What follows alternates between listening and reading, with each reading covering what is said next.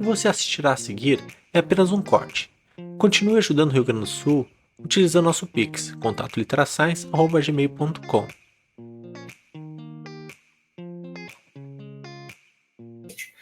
E como que a gente explica isso, né? Isso é explicado por um efeito que já é descrito já há muito tempo, que é o efeito piezoelétrico, que nada mais é do que o efeito, ou não é o efeito, o estímulo elétrico que é conduzido pelos ossos. A gente pode entender o seguinte: quando uma criança está correndo muito forte, ou quando uma criança salta, um adolescente salta, e ele tem esse impacto no solo, a gente tem aí, né? Lembro das aulas de biomecânica lá do professor Felipe em 2011.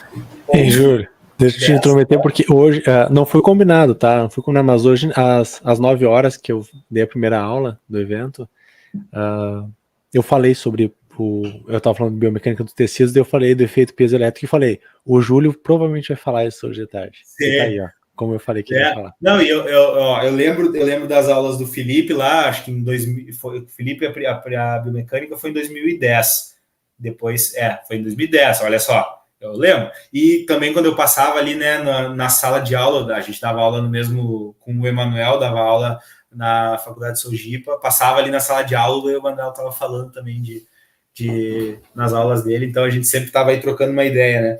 Então, a gente justamente justamente por tratar dessa relação de impacto e estresse no osso, quando um adolescente ele faz um salto, uma corrida com intensidade, essa sobrecarga aplicada ela vai, né, ir passando pelos ossos. Mas o que é essa sobrecarga passando pelos ossos, né? É uma geração justamente de um efeito elétrico. O osso ele tem muita quantidade de água, então ele é um condutor elétrico. Então, quando existe um impacto, existe uma condução elétrica. E essa condução elétrica que passa pelo osso, ela é um ativador da célula óssea. Essa célula óssea, ela responde, principalmente o osteoblasto, ela responde a esse estímulo elétrico, fazendo com que, então, essa célula trabalhe mais, esteja mais ativa por mais tempo, e aí, então, tenha essa maior formação de conteúdo mineral ósseo. E aí a gente tem esse desenvolvimento natural, digamos assim, da densidade mineral óssea, que pode ser visto aqui na linha aqui preta, onde a gente tem um aumento da densidade óssea, que depois vai entrar mais ou menos em um platô entre os 27 até os 30 anos, mais ou menos, que é uma faixa etária aí onde as pessoas finalizam esse processo de aumento gradual da densidade óssea, e depois, naturalmente, depois de um platô, existe uma diminuição. E aqui tem um exemplo muito claro de uma pessoa que não tem estímulo ou que tem várias condições que não permitem que ela desenvolva uma densidade óssea natural, como dessa linha preta. Então, essa curva ela é igual, só que num nível muito menor. Isso implica que esse decréscimo pode chegar aqui a idades entre 60, 65, às vezes até 55 anos, já num nível de osteopenia, passando a um nível de osteoporose. Justamente por quê? Porque essa curva aqui ela não vai voltar a ser ascendente.